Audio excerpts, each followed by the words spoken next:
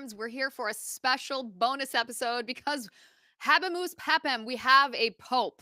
Cardinal Robert Francis Prevost of Chicago, Illinois, an American, has been elected pope. He will take the name Pope Leo XIV. And let me tell you, my phone has been blowing up all day.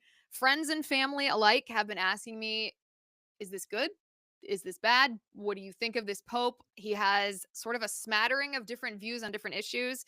And so I thought I would hop on here with my friend, Jimmy Akin. You guys loved him when he was on a couple weeks ago. He's a senior apologist over at Catholic Answers. Full disclosure here, have not prepared a show in the traditional sense. I have not organized my thoughts on all this. I'm thinking of today's show, Jimmy, not only as chatting with you about this, but kind of just unpacking it in real time, a sort of stream of consciousness, kind of like all the voice memos I've been sending as answers today to my friends that I'm sure you've been doing the same sort of thing here. So first of all, thanks for being here with me. Yeah, my pleasure to be back with you.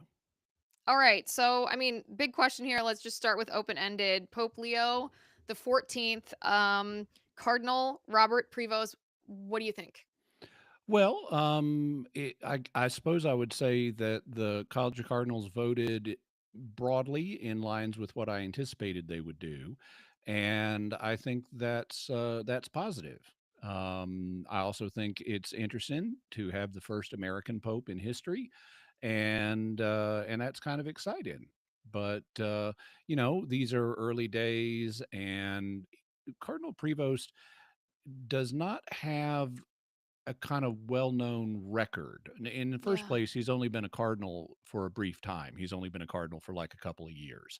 Um, and in his time before assuming the papacy, he he didn't really weigh in on a lot of issues. He didn't weigh in on the various hot button issues that are around in the church very much. He's That's markedly different than, for example, Cardinal Joseph Ratzinger, who was elected as Pope Benedict XVI.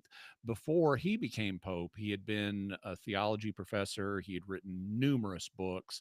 And then he was head of now it's the dicastery for the doctrine of the faith, which required him to weigh in on all kinds of hot button issues. So we really had a good sense of where he was theologically, what his views were. And in the case of Cardinal Prevost, we don't have anything like that. Um, but I think that in and of itself allows us to deduce a few things about him, because if he had um, very strong feelings about, "Ooh, this is a theological project I really would push forward as Pope," he probably would have mentioned it in the Mhm. past. Now we know some things, like he's opposed to ordination of women as deacons, for example, which means he's also not going to favor ordination of women as priests. We know that he is, um, he's big on environmentalism, which is the same as Pope Benedict XVI was and Pope Francis. So, but the fact he hasn't weighed in on the hot button issues suggests that he's a centrist, that You think? he's not super progressive, he's not super traditional, he's in the middle. Interesting. I mean, I don't know. I feel you can tell me if this is the wrong reaction to be having. I feel disappointed Uh-huh. because and the reason I feel disappointed, let me unpack this for a second. In my lifetime, until the past 5 years, I feel like I didn't experience a lot of people either in my personal life or professional life or just people that I knew or associated with who were converting from evangelical or Protestant denominations to Catholicism. And that changed drastically in the last 5 years. All of a sudden, all these people, not just public figures, but people in my personal life, my own husband was Mhm. one of them. People in my personal life, good friends who are devout evangelicals. You know, evangelicals sometimes have been known to be prejudiced against the Catholic doctrine without fully understanding what it is. These Mhm. people are interested. All of a sudden, there's this awakening that's been happening among especially young men in America, and Mhm. they're so drawn to the reverence and the liturgy and the traditionalism, the history of the Catholic Church. And I was hoping that we would um have a new pope who would be able to look at, and this isn't just America, although it is primarily in America right now, be able to look at these young men and say, I see you and I hear why you are drawn to Catholicism. And you're right to have pursued the history and see the truth all the way back to the time of Christ and how the church is the primary protector of that the word of God, right? Mhm. Both the Bible and the oral traditions and all of that. And I don't know. You're right when it comes to the fact that Cardinal Prevost didn't write a lot of things, but we do have his X account. Maybe this is Mhm. like a modern thing for Pope, and there are some pretty progressive things on there. Well, none of the recent popes have been what an American would consider conservative. Yeah. John Paul II was not, Benedict XVI was not, Francis definitely was not. And so Americans have a different idea of what conservatism is about than people in other parts of the world. Um, so I wouldn't expect a pope to be elected who's a political conservative, but politics is not what the Catholic Church is about. It's about the faith that has come down to us from Jesus Christ, and that means that it's fundamentally a different animal than what Americans think about when they think politics. And what's really important is doctrine. How doctrine gets implemented, whether it's implemented in a conservative way or a progressive way or something else, that's a matter for the laity to figure out. The church is not about politics. The laity are meant to engage the world in a direct way, and that requires the laity like you and me to have political opinions and to get into politics much more. But it the church is a step removed from that. Christ appointed Peter the head of the church, not the head of the Roman Empire. And so there is a disconnect between the church and politics that's been built into Christianity from the very beginning. I mean, originally we were a persecuted minority, and so we didn't have any political power. We were the victims of political power in the early centuries. But that memory, it's not like in Islam where Muhammad was a warlord. So he was into politics. But in Christianity, politics and faith are separate. And so in what I care about with a pope is not so much where he lands on issues that engage at least somewhat in the political sphere, like what should our environmental policy be, or what peace initiatives should be supportive, or things like that. That's really stuff for the laity to figure out, which makes it secondary at best for a pope. What I care about from a pope is where are they on matters of faith. And thus far, I'm not seeing any big warning signs regarding Pope Leo. He's a faithful Catholic. He and I might have differences of opinion on some matters, but he and I both share the substance of the faith, as do all faithful Catholics. And so I think that the men and other people that who have been showing interest in Catholicism in recent years, I don't think Pope Leo gives them any reason to be less interested. In fact, I would say the fact he's an American would actually make him a little more interested, at least if the people are Americans. Yeah, and I I have a hard I don't disagree with what you're saying. I have a Mhm. hard time with it maybe because I mean, I my first worldview is through Catholicism as a practicing Christian, a follower of Christ, of course. I work in politics and in media, so of course that occupies a large portion of my perspective as well. Mhm. I have a hard time reconciling when people have popes, for example, we'll just not even be hypothetical. When this pope has a political opinion that seems to me not just contrary of what I believe to be a common sense political issue, but what I believe is actually the Catholic worldview on that issue. So, Mhm. gun control, you can take, for example, if there's supposed to be a separation between doctrinal matters, meaning that's what the Pope's supposed to Mhm. be responsible for, and the laity being the one to apply it to politics, then why is this Pope on his Twitter account talking about climate change? Why is he talking about gun control? Why is he specifically criticizing President Trump's words when it comes to immigration or Vice President JD Vance's comments about Ordo Amoris? I mean, that is the definition of wading into politics. And I don't know, you can explain to me more if I'm Mhm. misunderstanding this, the faith and works aspect, but my understanding of Catholicism is that faith and works, often misunderstood, obviously, between Protestants and Catholics, but the Catholic worldview is, like love in a relationship. It's not just the giddy feeling, it is the active daily sacrifice that is the actual love. The giddy feeling just goes along with it.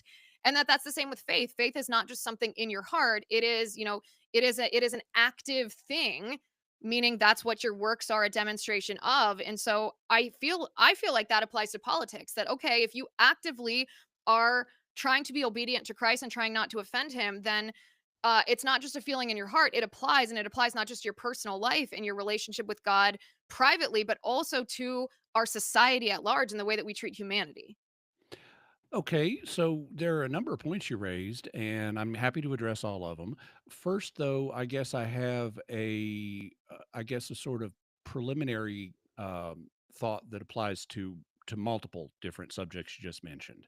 The boundary between faith and politics is a real distinction, as I mentioned. It goes back to in Christianity to the very beginning, but it can be difficult at times to determine exactly where to draw the line, because we have principles on the one hand, but then those principles have to be applied in concrete situations. And it's one thing to just articulate principles, it's another thing to just focus on applications, but there's a spectrum in there. Mhm. And it can be hard to see which side of the line, exactly where to draw the line, and um, where to refrain from commenting. Now, things that Cardinal Prevost said before he was Pope are going to be different than things he says as Pope, because before he was Pope, he had more liberty to just express a personal opinion. But now that he's Pope, his words carry more weight. And so he's going to need to be more measured and more cautious in what he says on various issues.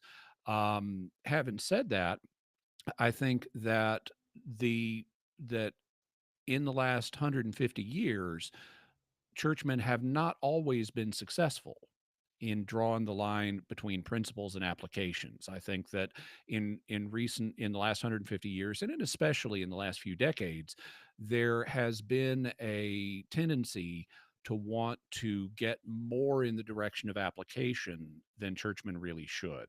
And I Mhm. understand some of the reasons for that, because they are pastors, and churchmen are pastors. They love their people, and they want to do what they can to support their people. And if they think, oh, this is the way we can help people, then they're going to have a tendency to want to advocate what they see as the best way to help people, even if they're straying into territory that more properly needs to be managed by laity. And this Mhm. is not a new thing. If you go back to the early centuries of Christianity, the local bishop, even though he was a religious leader, in, say, a city, let's say Lyon, France. Um, well, the people of Lyon had concerns. They were trying to survive, and they were trying to, not get invaded by people, and they were trying to make a living, and they were trying to do all these things that people need to do. And it was natural for their bishop to care for them, and for them to look to their bishop as a leader and say, weigh in on these issues, help us.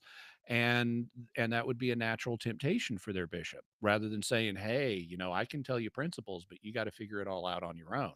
That doesn't that There's a risk that that message may not come across as fully pastoral. And Mhm. so there's a natural tug that people want the Pope to weigh in on matters that are application and therefore more political. And popes and other bishops want to do what they can to help. And so there's a temptation on their part to weigh in on these matters. And it requires a lot of self-discipline to say, well, I can help you up to this point, but then you're going to have to figure out the application on your own. And I don't think, because they're humans just like all of us, I don't think they always draw that line correctly. So now, the reverse can also happen, like Vice President Vance's recent comments about the order of love, to use the English translation of Mhm. the phrase you used. And I think he's right that we do have an obligation to love those who are closer to us first. That's a principle that you can ground, for example, directly in the Bible. Not only is it in the Ten Commandments, honor your father and mother, it doesn't say, honor your second cousin four times removed. So there is a special love for people close to you. St. Paul does the same thing in a different context in Galatians 6, where he says that we should do good to all people, but especially those who are members of the household of God.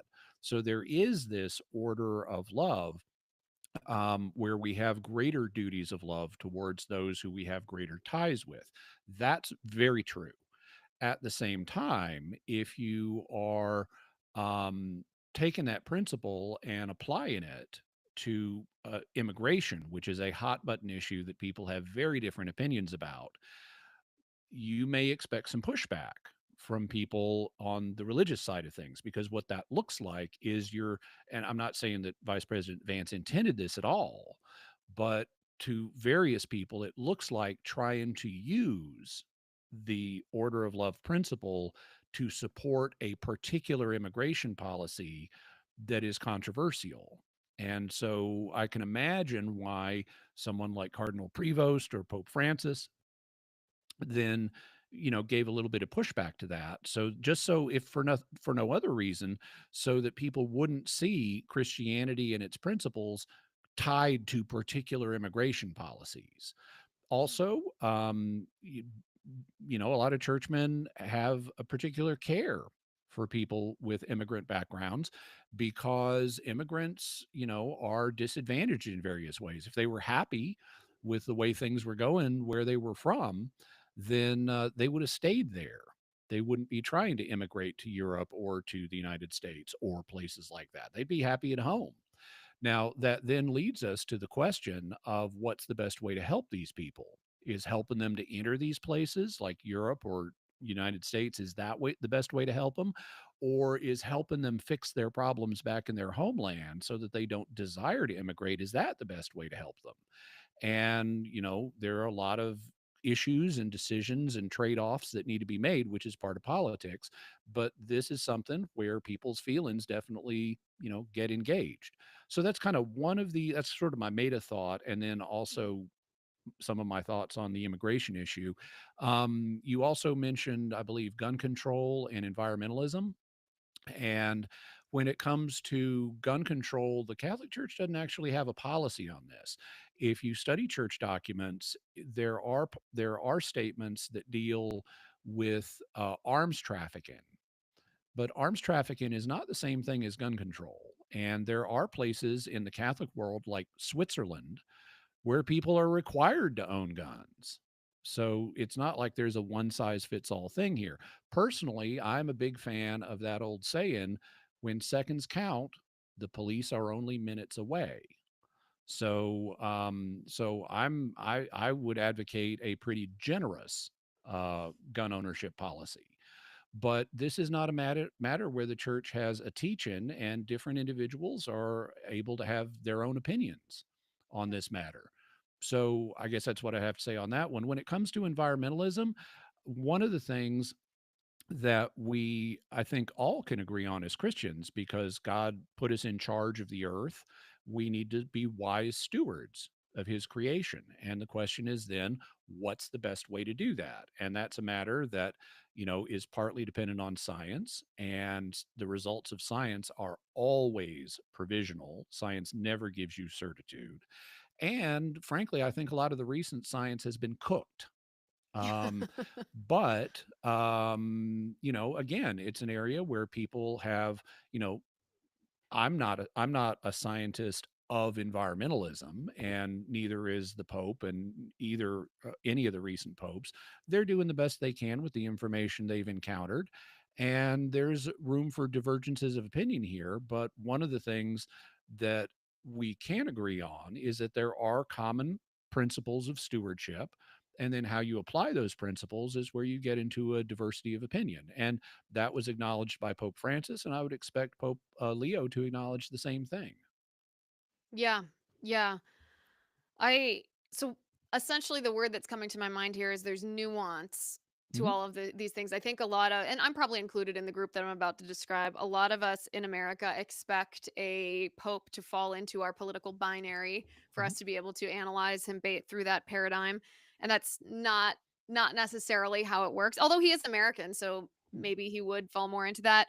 I wish if he were going to wade into these topics as he does on his X profile, whether it's Vance's immigration comments or Trump's immigration policies or whatever, climate change, he promoted the COVID vaccine. I wish he would also speak out as boldly against the pro-abortion Catholics, for Mhm. example, or politicians who claim to be Catholic but are also pro-gay marriage and pro-transgender and all of that. It doesn't seem like he has.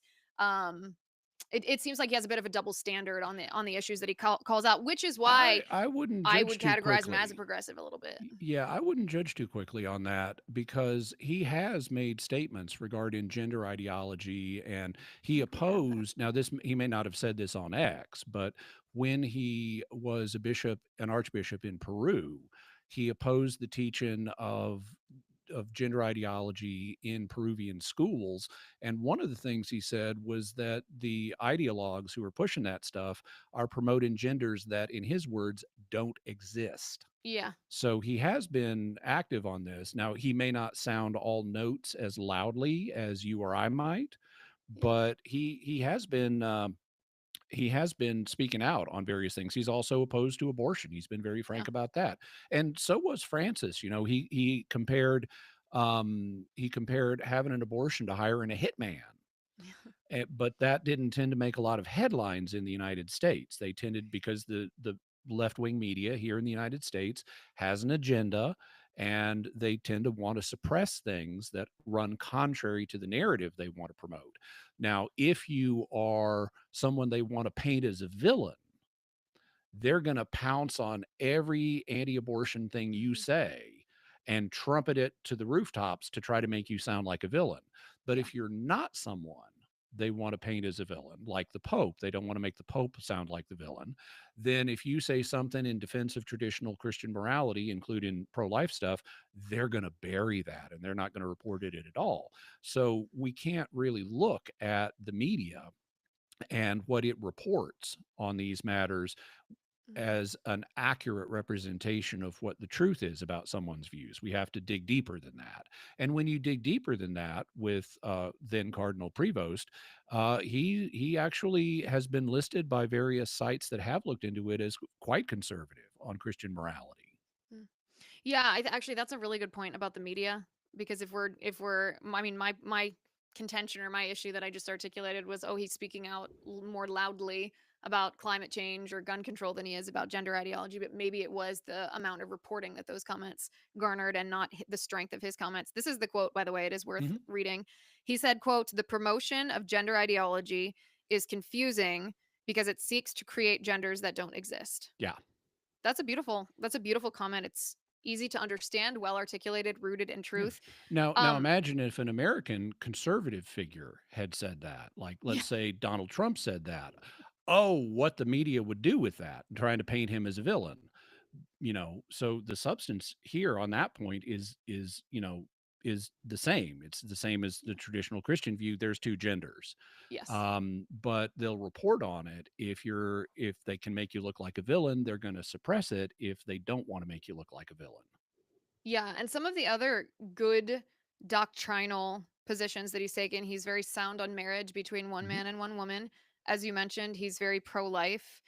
He actually founded, this is so interesting, he founded the group at Villanova that's now Students for Life. It still Mhm. exists. He founded Yay. that Villanovans for Life, which is, I don't know, it is, that part of having an American Pope is fun because we're like, oh, we know that group, Yeah, and which is cool. he did that before Roe v. Wade fell. He did that when Roe v. Wade was still the law of the land. Yeah. When it was, yeah, exactly. When it took more courage to be pro life. Gender ideology, he's very sound on. He's against female ordination. And he's also criticized Western culture for the cultivation of homosexuality and has said it's harmful for children when they are adopted into same sex relationships. So Mhm. you could actually argue, I think you could make the argument that he's more conservative than some Republicans here. One could argue that. Yeah. Okay, But let me ask. like any Oh, go ahead. recent pope, he's not a cookie cutter. Right. He's not all of his views are gonna be what would be considered politically conservative. Not all of his views are gonna be what would be considered politically liberal. He's gonna be a mix. Yes. Yes. I mean, which is again, That's which hard for me to watch because I think some of Mhm. these things just seem like, well, if you think that, I mean, his most recent retweet on X was basically criticism of Trump with El Salvadoran President Bukele, them being in the Oval Office and talking about the deportation of Kilmar Abrego Garcia, who's an MS-13 terrorist, and that just seems to me to lack so much wisdom, just basic elementary common sense to advocate for that guy of all things, like not here well, to seek a better life, like he's I a gang I member. I would say that,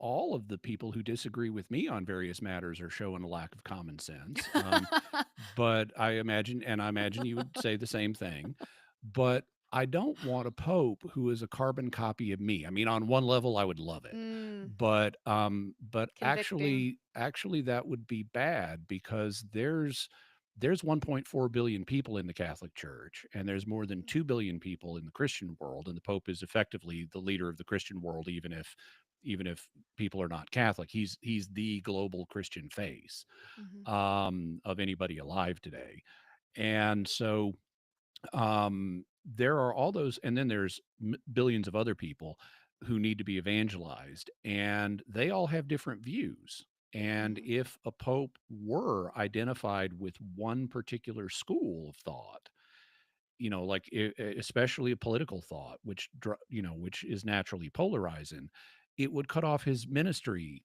to large chunks of the global Mm. population and large chunks of the Christian world within that population. I've made a point. Now, I have personal political views, and because this is a political show, I've shared a few of those with you, or at least given hints as to what I would tend to think. But I made a decision years ago. I never talk politics. I never endorse parties. I never endorse candidates.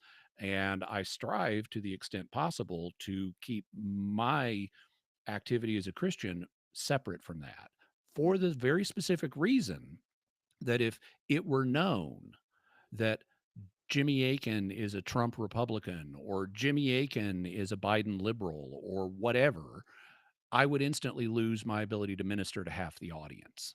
Mm. If I were identified with Trump, anyone who doesn't like Trump would stop listening to me. If I were identified with Biden, anyone who or Kamala Harris or whoever, anyone who doesn't like that person would stop listening to me. So, Mhm. for the sake of ministry as a Christian voice, which is what I primarily am, I'm not a churchman, but I am a Christian voice. I need to stay as far away from politics as the circumstances will allow, precisely so that I can minister to more people. And Yeah. the same principle is going to apply to the Pope. Now, they may implement it a bit differently than I do, but having a Pope who is someone that you or I could look at and say, "Oh, I'm so glad he agrees with me on all these political issues," that actually would limit his effectiveness as the Mm. vicar of Christ, and he needs to be, uh, to borrow a phrase from the Gospel of John, he needs to be the servant of this, or actually, this is more Luke, the servant of the servants of God. And the Mhm. servants of God are all different kinds of people. And the Pope needs to be able to resonate with all of them, which means he's not going to be identical to any of them. Mm. Let me chew on that one. Hmm. That's interesting. That's very interesting. I think too that there's some misunderstanding, probably among Catholics, but certainly among Protestants and evangelicals, but probably among Catholics about what the role or the authority of the Pope is. I think that there's a reaction, a knee jerk reaction to even some of these political comments because. In the Protestant world, every individual Protestant church, in a sense, has their and I'm talking about literally church building has their own pope essentially because the pastor or the board dictates the doctrine that can be changed depending on who that pastor is. That's not the same in the Catholic Church. Our doctrine has been the same for 2000 years. Can you break that down a little bit, understanding that we have about 50% Catholics, 50% Protestants that join us on that show or join us on this show, and just talk about that a little bit because I do understand the reaction, and I've seen some of my Protestant friends reacting like this and being like, "Okay, are Catholics like is Catholicism liberal now?" And I'm like, "Well, no, because Hmm. just like the Constitution of the United States is what the president of the United States is loyal to, right? That's what he pledges an oath to Hmm. defend and protect. So he's a steward of the Constitution. He's not a king. He's not a dictator. You can have a good steward. You can have a bad steward. Like, I would argue Barack Obama was a bad steward. Mhm. He doesn't have the authority single handedly to just cross out the Constitution and throw it away. He can try to harm it. He might be counterproductive Mhm. in like his duty, but ultimately he can't just rewrite it. I try to explain to my Protestant friends the Pope sort of through that lens. He's the vicar of Christ. He's Mhm. supposed to be the chief protector of the doctrine. Doesn't mean that he'll do a good job, but he can't single handedly change Catholic doctrine to something that's not true. No, that's true. And there is a reasonable, I mean, the analogy you propose is a reasonable one in that, one of the jobs, in fact, they swear they're going to do this at the beginning of their terms. One of the jobs of the president is to protect and defend the Constitution.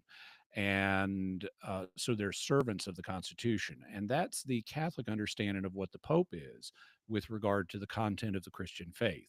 The content of now, there's a technical term that is used in Catholic circles to refer to this. It's the deposit of faith. The deposit of faith is the collection of mandatory beliefs and practices that were handed down to us from Jesus Christ and his apostles. And that's the ultimate standard in Catholicism is what does the deposit of faith say? And so the Pope cannot simply say, "Oh, well, I know that Jesus taught that that we should only worship God, but yeah, no, I'm going to overrule that. It's now fine to worship idols."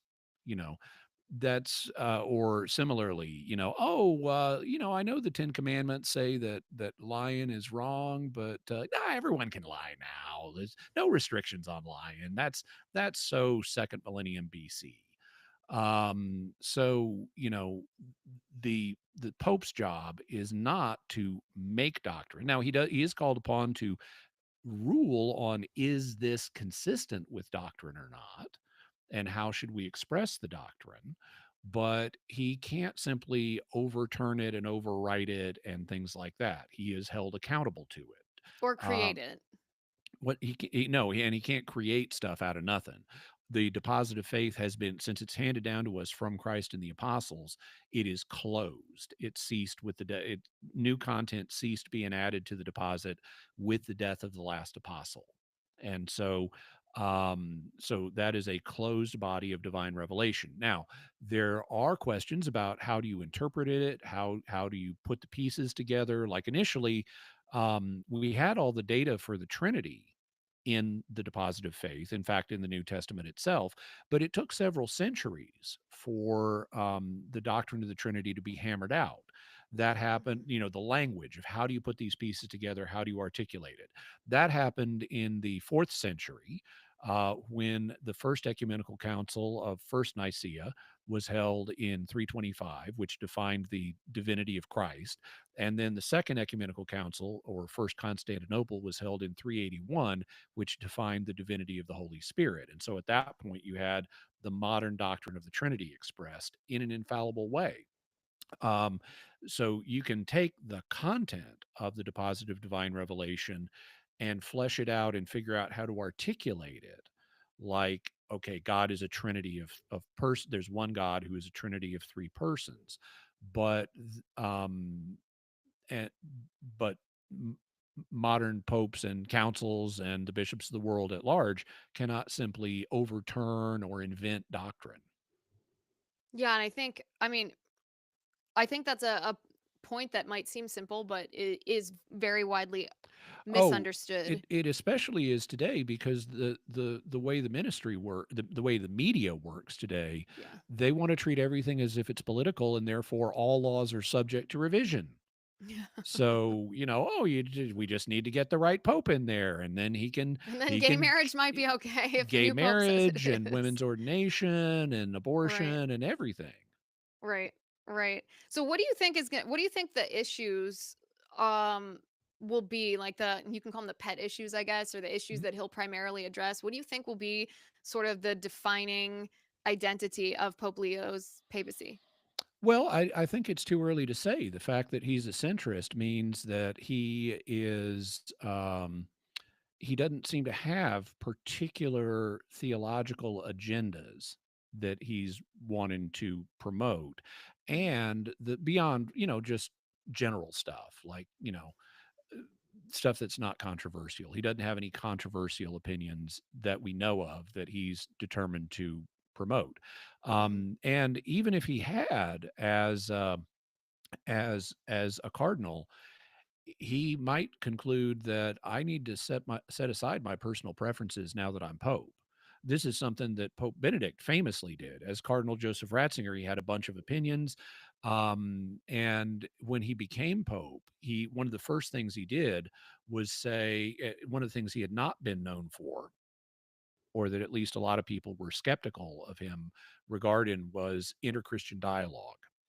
And one of the first things he did when he became pope is say, as the successor of Peter, I understand that the church has made an irrevocable commitment to interchristian dialogue. I'm allowing Jesus to call me to do that. And I'm allowing Jesus to call me to do whatever he wants, so that this is the Lord's church. This is not my church. It is not about my theological vision. It's about responding to what Jesus wants. And so, Pope Leo could do exactly the same thing. Even if he doesn't announce it publicly, he can say, this is not about me. This is about serving Christ and Christ's followers, and I'm going to be led rather than try to impose my own views on everything. So there will be some things that I know external circumstances are going to force on him.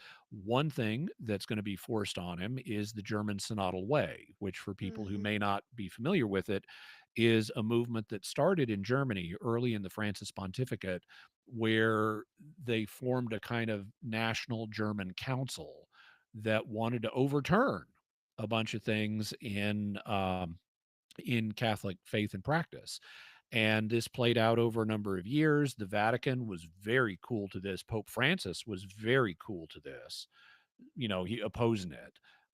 He sent multiple signals, but he was kind of walking a tightrope on this, because if you push too hard, too fast, you run the risk of Germany going into schism, Yeah. and leaving the church. What you need to do is apply enough pressure to, in the right way, to avoid schism, but also deal with the problem. Mhm. And that's been done to an extent, but I know the folks in Germany, some of them are going to want to press again and say, how far, let's see how far we can get with this new pope. And so he's going to have to deal with this same issue. um, so I know that's one thing that he's going to have to deal with. There will be other things that come up too, but it doesn't strike me that Cardinal Prevost had a specific theological agenda that he was wanting to press forward. So that makes it a little harder to predict. But one thing it allows us to predict is we're probably going to have more peace in the church, because Mm. Francis had sharp elbows, if I Mhm. can put it that way. By his own profession, Yeah. he was not that risk averse. He was for taking risks if it led to progress. One of his famous statements was, "Make a mess." Because it unleashes creativity and it surfaces problems that can be dealt with, and so forth. And Pope Francis was a mess maker. And I think the College of Cardinals, like a lot of people, had their fill of messes. Yeah. And they wanted someone with a steadier hand, who's more of a peacemaker than a mess maker. Mhm. And that actually is one of the characteristics of Cardinal Prevost. Mm. He is someone who is a much steadier hand. He's able to work with people from different perspectives. Like, as you may know, there's a major movement in South America called liberation theology, which has Mhm. its roots in Marxism. Yeah. But there's also a flip side, a conservative theological movement called Opus Dei. Mhm. And in the Peruvian bishops' conference, where he was an archbishop, they were split between the liberation theology people and the Opus Dei people, and then Cardinal Prevost, or Archbishop Prevost, was able to work with both groups. And he was thus seen as a bridge builder and a peacemaker. He even alluded to being a bridge builder as one of his aspirations in Did he his not come from either one of those groups? Like, we don't no. really know where he falls on this He spectrum. he He he was just he trying to find peace between them? he wasn't a member of either group, Mm, and he earned the respect of both groups and got a reputation as being a good listener who mm, could listen to both groups and arrive at fair decisions.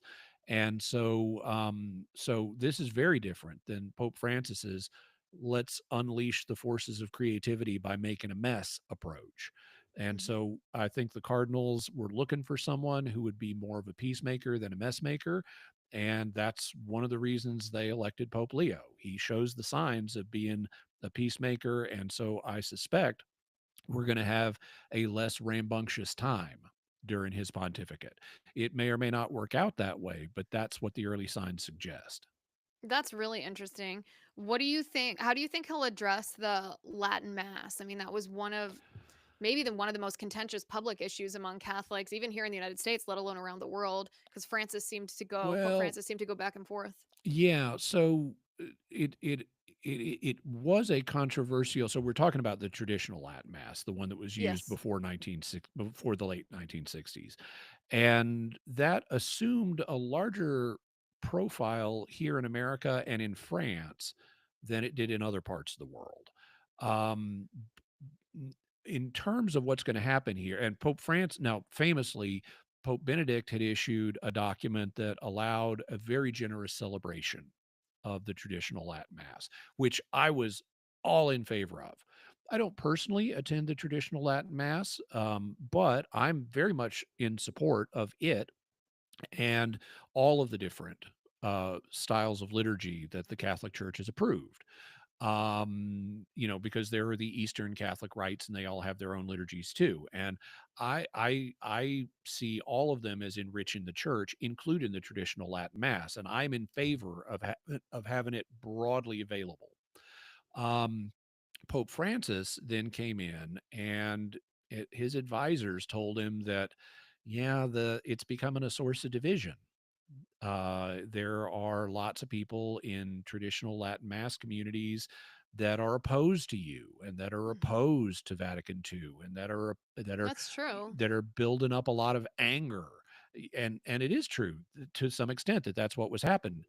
And unfortunately, Pope Francis then issued a new document that, although it didn't abolish the traditional Latin Mass, it did restrict its celebration considerably. I thought that was a mistake.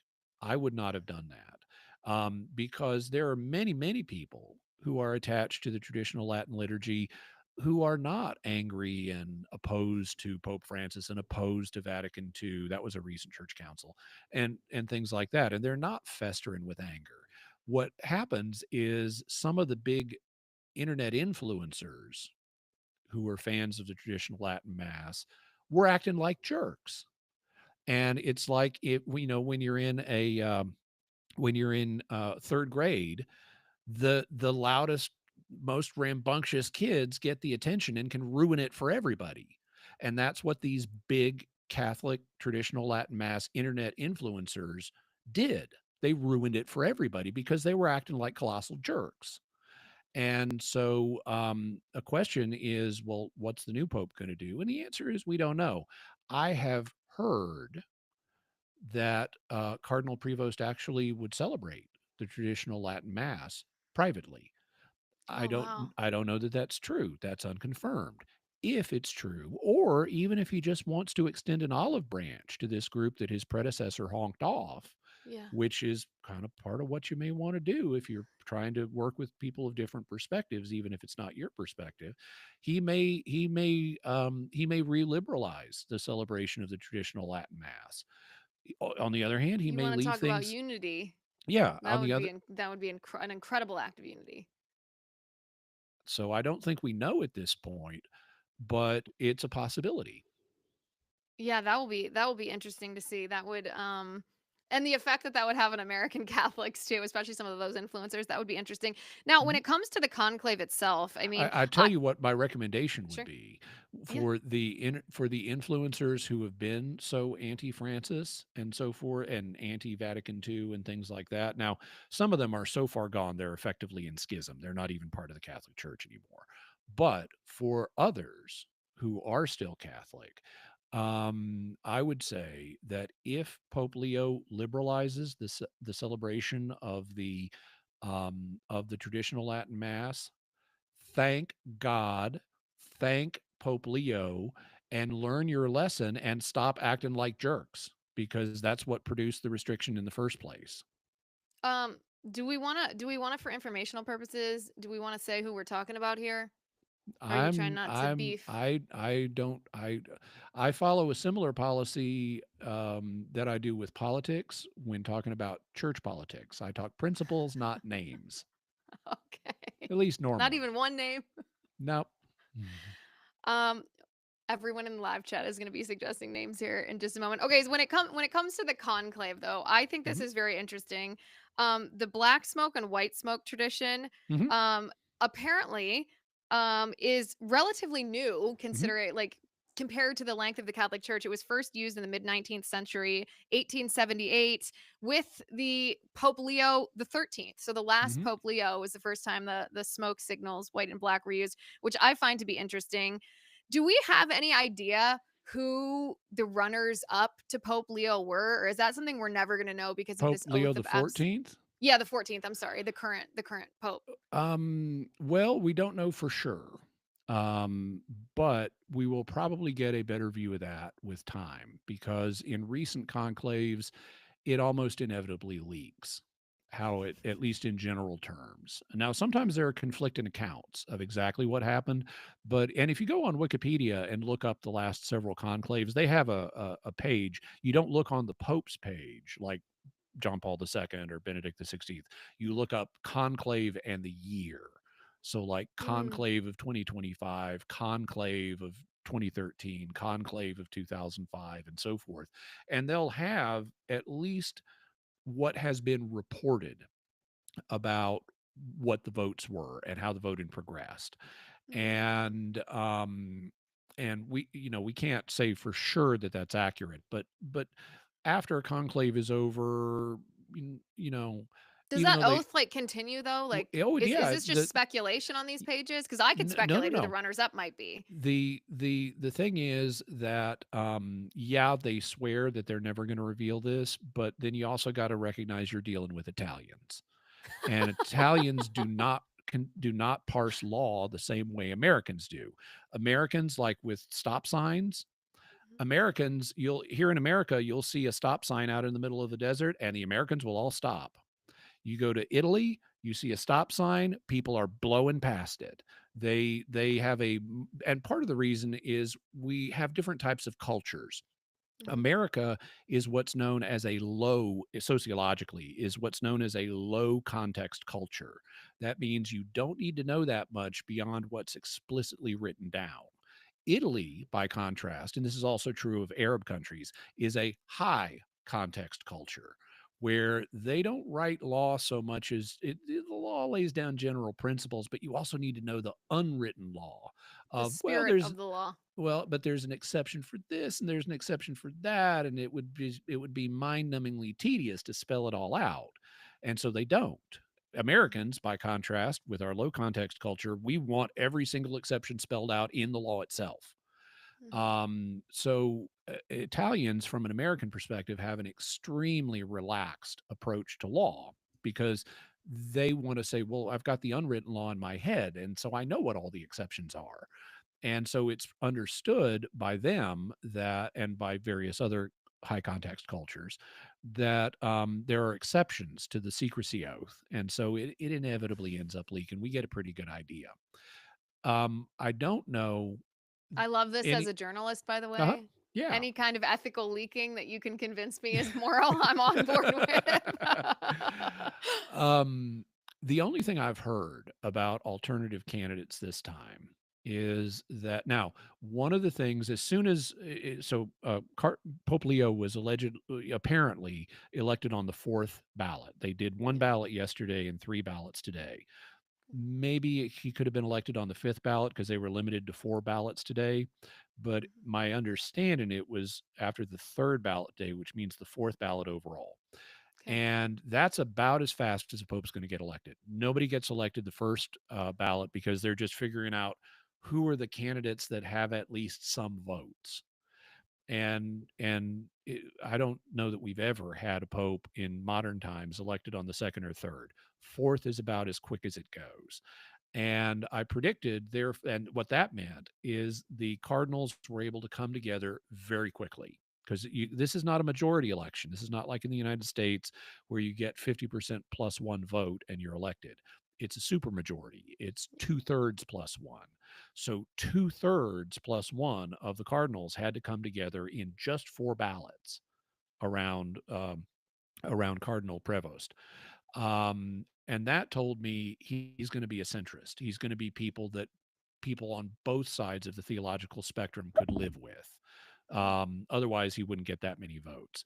One of the things that, not that fast, Right. one of the things that I have read, I even the newspaper I read this in presented this as a rumor or news site. It was a newspaper website. It presented this as a rumor, and so I want to underline that we do not know this. But one of the things that it said was that his principal rival was Cardinal Tagle of the Mm. Philippines, and he was known as a quite progressive, uh, theologically progressive individual, and so in fact some people called him the Asian Francis. And so the idea, at least based on this claim, would be that Tagle got a significant number of votes, and then everybody else rallied around Prevost as an acceptable alternative who would not go as far as Tagle.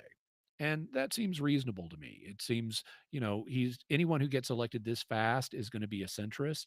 And so and what they were looking for is someone who can work with both sides. Yeah, and I mean, it sounds in a sense if that is accurate, if that rumor turns out to be a report, it sounds like we may have dodged a bullet if there was a candidate who had a lot of support who was significantly more to the left.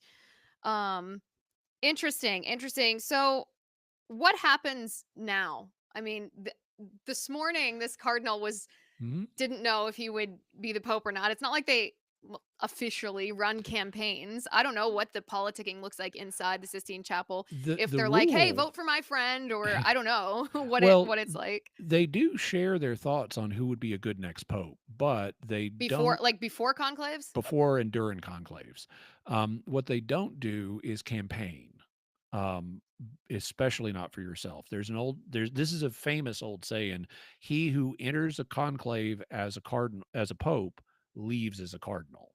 It's like politics used to be here in America. If you were going to be president, you didn't promote yourself; you let everybody else do it, and you don't want to seem like you crave the office.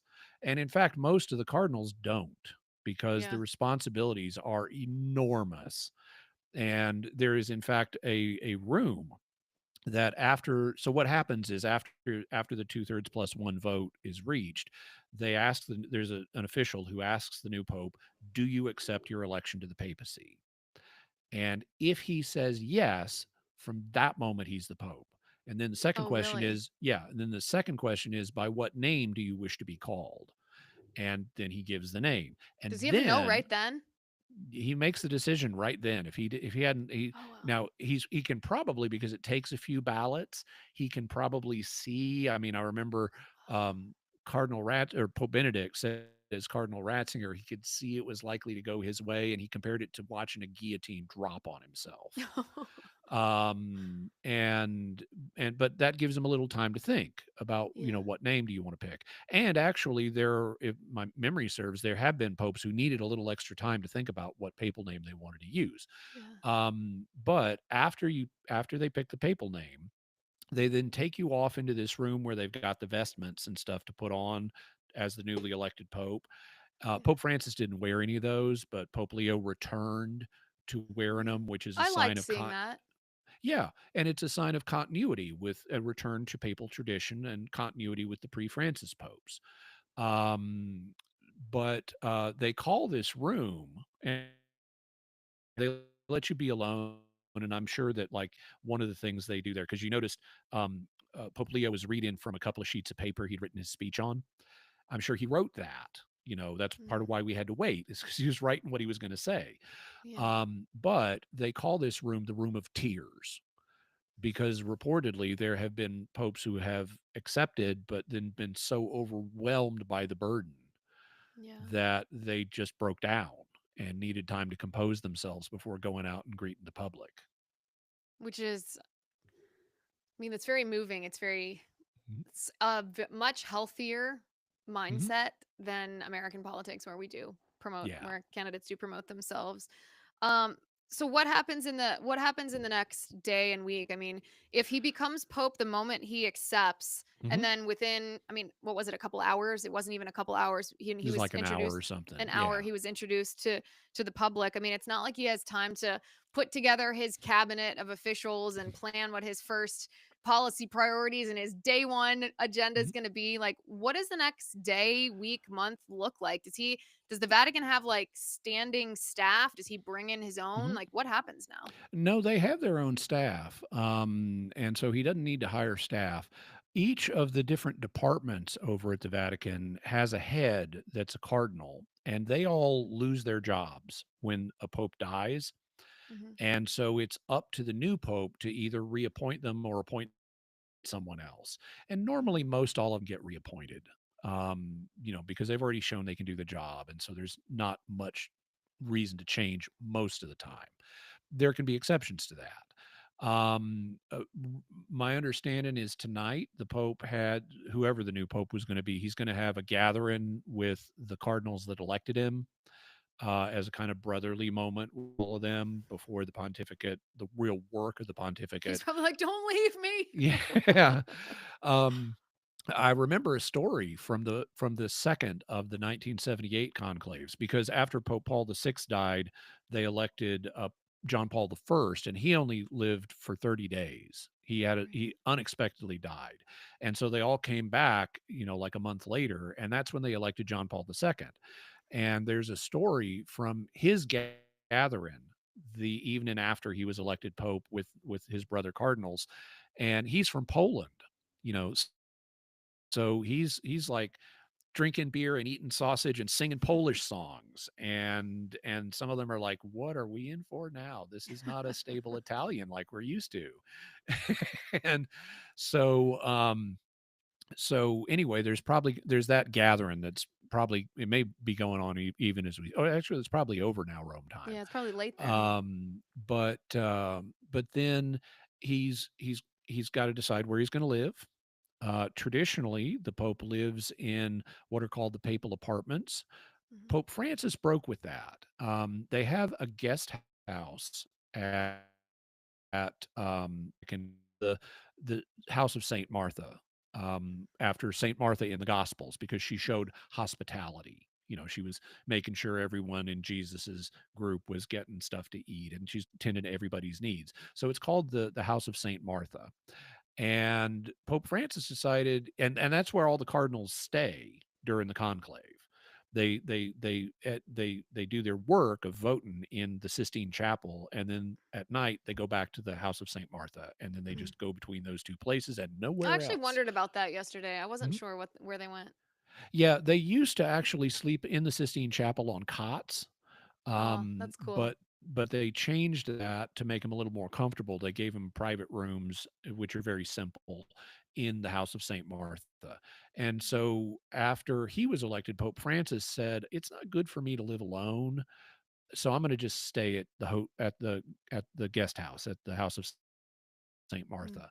And he stayed there his entire papacy. It remains to be seen what Pope Leo is going to do. He could decide to stay at the House of St. Martha, or he could move back into the papal apartments. Um, Mm. the Pope also is going to need to make decisions about okay, so am I going to reappoint everyone who is the head of a Vatican department, or am I going to make some changes immediately? His first public appearance, my understanding, is scheduled to be this Sunday, when the Pope comes to the window and leads what's known as the Angelus prayer. Angelus is Latin for the angel, and the Angelus prayer is based on the appearance of the angel Gabriel in the Gospel of Luke. Mhm. And so the Pope will come and lead this prayer, and then he will also typically give a few very brief remarks. And that's going to be our first, you know, public speech after the one we got today. Um, Popes also have, at least recent popes, since this is since Paul VI, have had a Wednesday audience where they typically use it to do catechesis, to teach the Christian faith.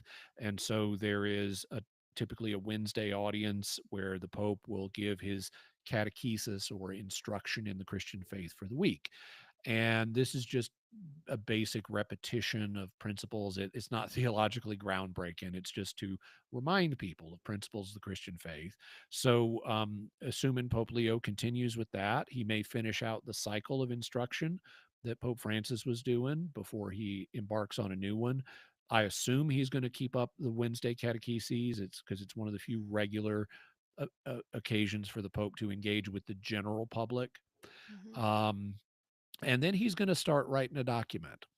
And exactly what that document is going to be, we'll have to see. In the case of John Paul II, and in the case of Pope Benedict, it was an encyclical. In John Paul II's case, he wrote a document. His first encyclical was called Redemptor Hominis, which means the Redeemer of Man. It was Mhm. an encyclical devoted to the person of Jesus Christ. But in it, he also kind of spelled out his agenda for his pontificate. Here are the things I want to focus on. Here are the things I want to accomplish, and the things I think are most important for the church. Pope Benedict took an encyclical that was in preparation under John Paul II and then reworked it into an encyclical on the virtue of charity or theological love. Mhm. Part of the three, and he ended up writing, working on three encyclicals for the three theological virtues: faith, hope, and charity, otherwise known as faith, hope, and love. When Pope Francis was elected, his first document was a little different. The cardinals had had a gathering of the Synod of Bishops on the subject of evangelization, and and they normally prepare a document that's then given to the Pope, and then he prepares a further document. And what Pope Francis did, he came in on the heels of that gathering, and he said, "I'm just setting aside what the bishops did. I'm going to tell you what I think about evangelization." And so he didn't do it as an encyclical. He did it as a follow-up document to that gathering of the bishops. Um, but whatever a pope's first major document is, it gets a lot of attention because popes are kind of expected to say, okay, so tell us what you think about Right. things in general and what are your priorities and stuff like that. So, in addition to all the daily management business and keeping global Catholicism running, he's going to need to prepare some kind of initial major document that'll give us a better sense of his priorities and what we can expect in the pontificate. Yeah. And that I think coupled with his decisions about essentially department heads, agency heads Mhm. at the Vatican, I think will start to signal to us maybe what his papacy. I mean, it's hard to say Yeah, what a papacy will be like if it could be decades. What is he, 69 years old? This is a yeah, fairly young he could person. he could reign for 20 or 25 years, yeah. Yeah. Um, which is also a sign of the confidence level that the cardinals Mm, have in him, that he's not it's not going to be the Francis pontificate, frankly, for a lot of people, because of his chaotic management style, regardless of what you thought of his doctrinal positions. He was sharp-elbowed and it was chaotic. mhm, And if they're willing to entrust the papacy to someone who has a potential of reigning for 2 or 2.5 decades, that's a sign of confidence in him, because they don't want mhm. to put themselves through 2 or 2.5 decades of the kind of chaos and sharp elbows that they had under Francis for just 12 years.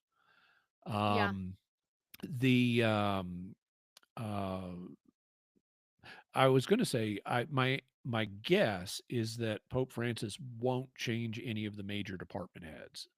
Pope But Leo, I'm yeah. sorry, Pope Leo. Pope Leo won't change any of the major department heads, at least immediately. I mean, they all change over time, but my guess is he won't change any immediately. If he does, then it's very significant and Oh, deserves attention. okay. Well, we'll have to keep an eye on that. By the way, it's 1:13 a.m. in Vatican City, so maybe they're still partying. Who knows? They could be, They but might be. yeah. Okay, I've kept you for a long time because this is so interesting. I do want to have you back to talk about Vatican II. I know that that's something that is a dividing issue among Catholics, especially in I would say especially in this younger, re-energized American Mhm. cohort of Catholics. A lot of especially these young men that I was talking about at the beginning um question some of the aspects of Vatican II, but question it in good faith, not with the Mhm. intention of being schismatic. And I would love to hear your input on that. Sure. We don't have enough time for that today, but I do have one last question. If you had a moment with the Pope, just the two of you, one on one, and you had one question that you could pose to him, what would you ask him? Who I haven't had any time to think about this. Um, there are any number of issues, none of them are colossal, that I could ask him like to do. I mean, assuming if I were making a request, like I would, for example, I would love to see him re-liberalize the celebration of the traditional Latin Mass. There there are particular theological questions that I think um, that I think I would love to see the Pope address. But what I would probably do in the moment is transcend my own personal interests and the interests of particular groups and say, Holy Father, um, there's a lot of diversity in the Catholic Church, and it's important that you be able to relate to everybody. We've just come through a period of great confusion and great chaos, and what the church really needs now is a time of peace and tranquility and love. And I would advise you to make those the guiding stars of your ministry. That would be healing and beautiful, rooted in the truth. Jimmy Akin, thank you for being on the show. I really enjoyed talking with you. I appreciate you taking the time and spending it with us today. My pleasure. And we'll have you back. We'll have you back soon. We'll talk about all kinds of controversial stuff. I know there's so many comments in the live chat. We didn't get a chance to get to all the questions, but we'll have him back, guys. We'll have him back if he's willing. If he's willing to come and talk to us.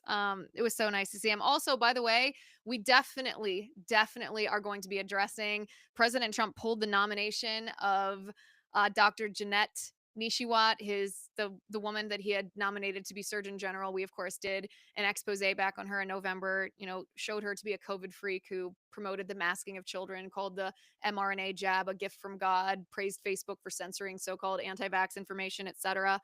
And you called on President Trump to withdraw that nomination. He did. This is what I love about President Trump. He listens. He wants all the information. And we talked about this with Laura Loomer on the show yesterday, right? There are people around President Trump who gatekeep for him, and they gatekeep information based on their personal agenda. And so President Trump sometimes does not get all of the information that he deserves about certain people around him. And when he does finally get access to that, thanks to you raising your voice, making sure that he gets that information, he takes that information into account and takes action. That's what he did yesterday. He withdrew the nomination of Dr. Jeanette Nishiwat. Thank you, President Trump, for doing that. Your base greatly appreciates it. And then he nominated a new candidate for Surgeon General, Dr. Casey Means. I personally am very happy with this nomination, but it immediately caused controversy, not just among Trump supporters, but within the Maha wing of the Make America Great Again movement. Some people, including Nicole Shanahan, were very unhappy with Dr. Casey Means' nomination. And we're going to dedicate a lot more time to talking about that because it's a good conversation to have. It's a necessary conversation, and there's a lot of false accusations that are being levied against Casey Means that should be addressed, and there are some valid concerns. So we're going to do a whole episode breaking that down, but not today. Today, we dedicated to talking about new Pope Leo the 14th and, praying for a successful papacy, not just for him, not just for his role, but for the Catholic Church and for Christians at large. So I appreciate everybody tuning in and sitting here with us for this bonus episode. And I know you guys really loved Jimmy Akin after we had him on the show about a month ago. I did as well. I could sit and talk to him all day. He's very smart, very engaging, very funny. On that note, that's all the time I have for today. Thanks for watching. Thanks for listening.